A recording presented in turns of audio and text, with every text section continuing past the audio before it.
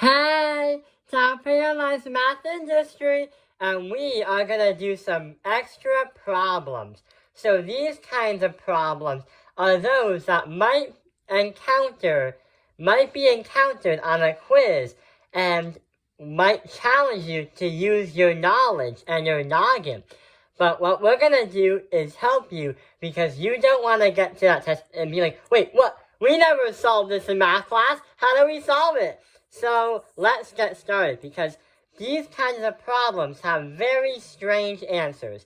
So, without further ado, find the measurement of an exterior angle of a quadrilateral. So when you think about this, when you think of the word quadrilateral right here, you might think of a square, something that looks like this, because it is a regular polygon. And when you say exterior angle, what you might think, oh, this is 90, this is 90, this is 90, this is 90. But the thing about that is, when you say regular quadrilateral, not only is a square, but rhombuses can be quadrilaterals too. However, if I try to draw a rhombus, there is a little problem. Even though these angles may not be congruent or may not equal to some kind of number, the problem is this angle right here is not going to be the same angle as there. So we cannot assume that these exterior angles or the interior angles are going to be congruent. And also, when we say find the measurement of an exterior angle of a quadrilateral, what we're looking for is a regular polygon. And rhombuses sometimes cannot be polygons because they may have different dimensions in their angles or their exterior angles. So this is not going to work. So we're going to say no solution. There is no way we can say that a quadrilateral is always going to have an angle that is going to be the same or congruent with others.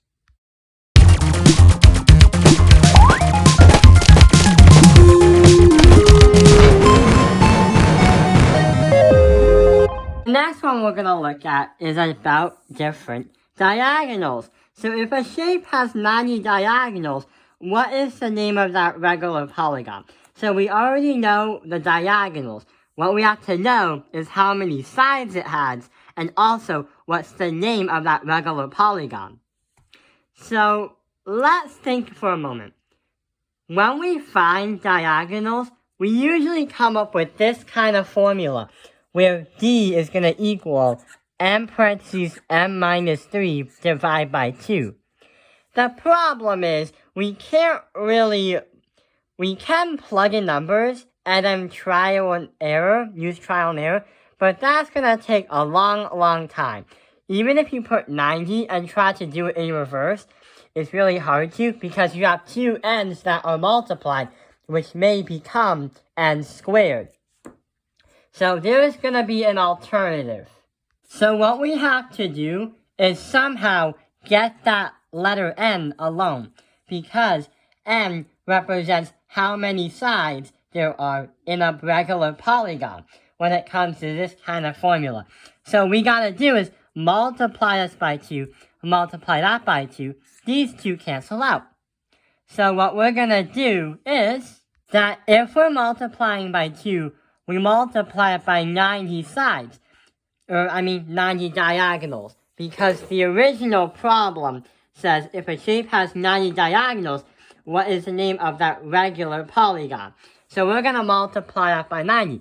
So now we have a new equation of m parentheses m minus 3 equals 180. But the problem is that n has still not been by itself. The n has still not been isolated from everything else. So what we have to do is put this n and put that n, use the distributive property, and we get n squared minus 3m equals 180. Hey, even though we're doing a geometry video, geometry ones that look like this and this, there's gotta be some kind of algebra involved.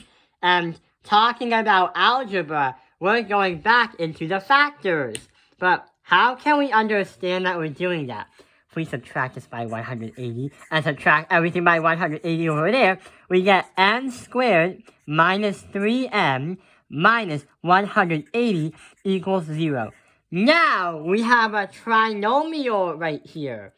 What we have is 3 figures, 1, 2, 3. A trinomial. So what we're going to do is we're going to factor it and find out what 2 possibilities can n be.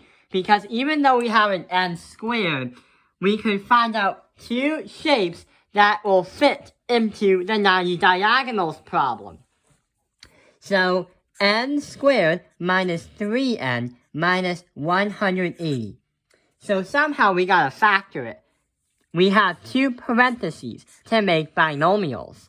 So we have an n here and an n here, but the problem is these 2 spaces are gonna be blank because many high schoolers have a tough time understanding what these are.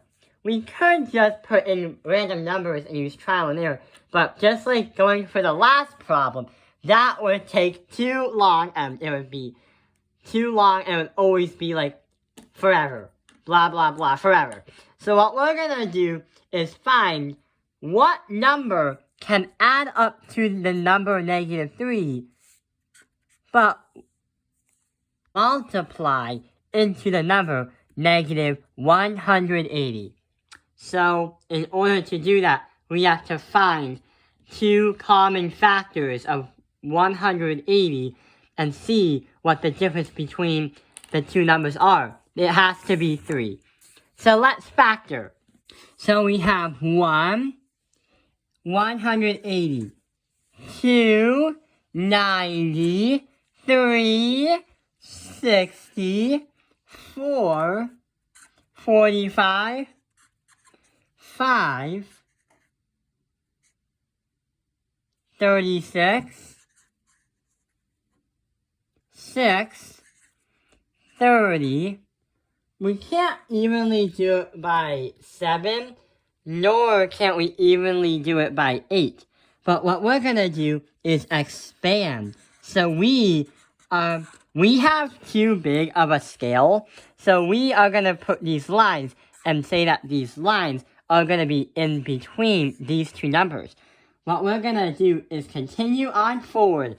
9, 20, 10, 18, 12, 15, wait, what did we just say?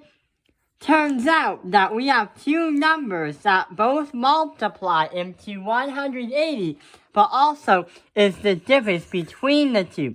We have 12 and 15, and the difference between the 2 is gonna be 3. So what we're gonna say is put 12 and 15 in both of the numbers. So we have 12 and 15. But hang on. How are we supposed to do this? We have a -3 and a -180. We somehow have to add to -3. So which one's going to have the negative? What we're going to do is have this the negative and this the positive. Because this plus that is going to be -3. But this times that is going to be -180.